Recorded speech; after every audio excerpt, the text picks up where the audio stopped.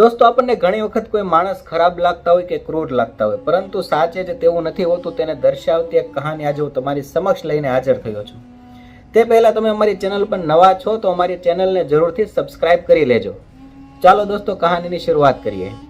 હવે એક સુરેશ નામનો વ્યક્તિ હતો.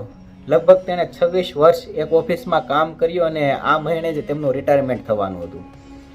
એટલે સુરેશને આ વાતની ખુશી હતી કે હવે આ મહિને મારું રિટાયરમેન્ટ થઈ જશે અને હું આ ઓફિસના જે ક્રૂર બોસ છે, અસભ્ય બોસ છે, તેનાથી મને મુક્તિ મળી જશે.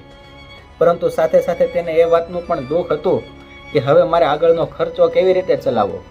આ મહિને હું નિવૃત્ત તો થઈ જઈશ, પરંતુ હવે પછીની જે મારી જવાબદારી છે, મારી માટે એક બહુ જ મોટી જવાબદારી કે તેની માત્ર એકને એક દીકરીને તેને પરણાવવાની હતી, તેનો ખર્ચો હું કેવી રીતે ઉઠાવીશ, અને જે તેની બીમાર પત્ની હતી તેનો દવાનો ખર્ચો મારે કેવી રીતે પૂરો પાડવો. અને પોતે સુરેશને પણ ભૂલવાની આદત થતી ગઈ હતી, કારણ કે ઉંમરની સાથે સાથે હવે તેનામાં પણ કમજોરી અને બીમારી આવવા લાગી હતી. એટલે આ બધી વાતનું તેમને એક દુઃખ હતું અને તેને એવું થતું કે હું કઈ રીતે મારું જીવન વ્યાપન કરીશ, મને બીજે હવે ક્યાં નોકરી મળશે.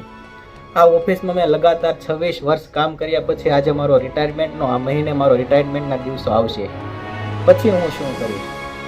એટલે વિચારતો હતો ને અંત સમયે મહિનો પણ પૂરો થઈ ગયો અને આજે સુરેશનો ઓફિસમાં છેલ્લો દિવસ હતો. દરરોજની જેમ આજે પણ સુરેશ ઓફિસે જાય છે ને દરરોજની જેમ સવારે તે ઓફિસના કાર્યમાં લાગી જાય છે.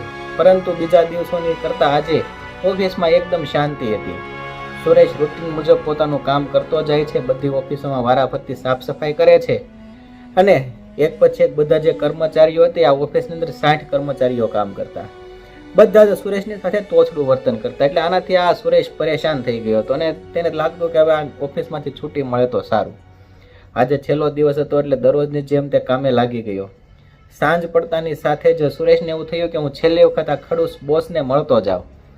જ્યારે સુરેશ તે ઓફિસમાં જવા જાય છે ત્યાં જ તેમના જે સેક્રેટરી હોય છે તે સુરેશને કહે છે કે બોસ પોતાના કર્મચારીઓ સાથે મિટિંગમાં છે, તમને થોડી વાર પછી બોલાવવામાં આવે ત્યારે તમે બોસને મળવા જઈ શકશો.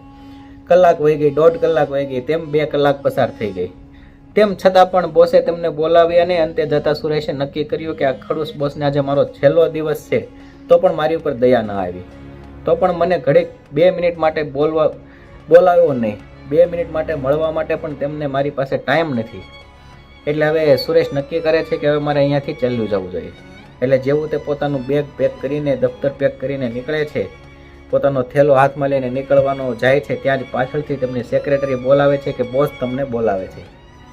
હવે જ્યારે સુરેશ બોસના રૂમમાં જાય છે, બોસની ઓફિસમાં જાય છે, ત્યારે તેનું વાતાવરણ એકદમ બદલેલું હોય છે. બધા જ કર્મચારીઓ તાળીઓના ગડગડાટથી સુરેશને વધાવે છે અને બોસ કહે છે કે તમે સ્ટેજ પર આવીને આ કેકનું કટિંગ કરો. સુરેશ આ જોઈને હતપ્રત રહી જાય છે અને સુરેશની આંખમાં આંસુ આવી જાય છે.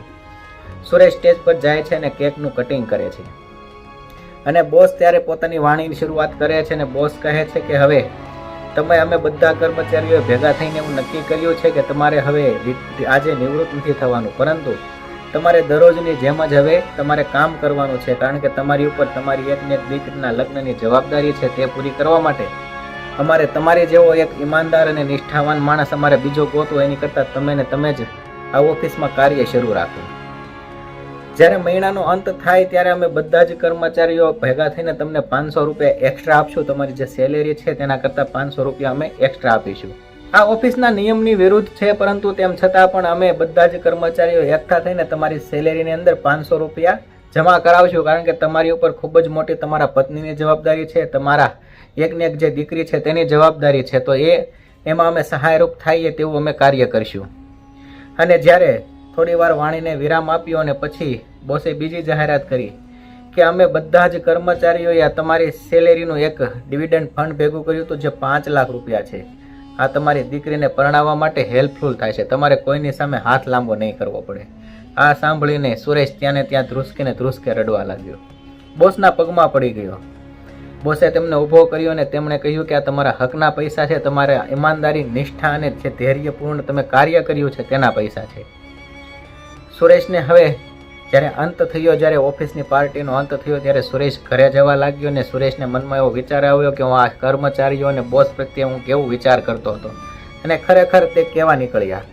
એટલે દોસ્તો, ઘણી વખત આ કહાની આપણને એ જ શીખવા માંગે છે કે આપણને ઘણી વખત એ લોકો આપણને ખરાબ લાગતા હોય, આપણને આપણી સાથે કોઈ દુર્વ્યવહાર કરતું હોય, કોઈ આપણને ખીજાતું હોય તો આપણને તે વ્યક્તિ ખરાબ લાગતો હોય, પરંતુ તેનો ઉદ્દેશ્ય એવો ખરેખર હોતો નથી કે આપણને તે નીચું દેખાડે અથવા તો આપણી સાથે તે તોછડું વર્તન કરે. ખરેખર એની પાછળ તેમનો સારો ઉદ્દેશ્ય જ હોય છે. એટલે દોસ્તો, જો તમને આ કહાની સારી લાગી હોય તો આ વિડીયોને લાઈક કરી દેજો. થેન્ક યુ દોસ્તો.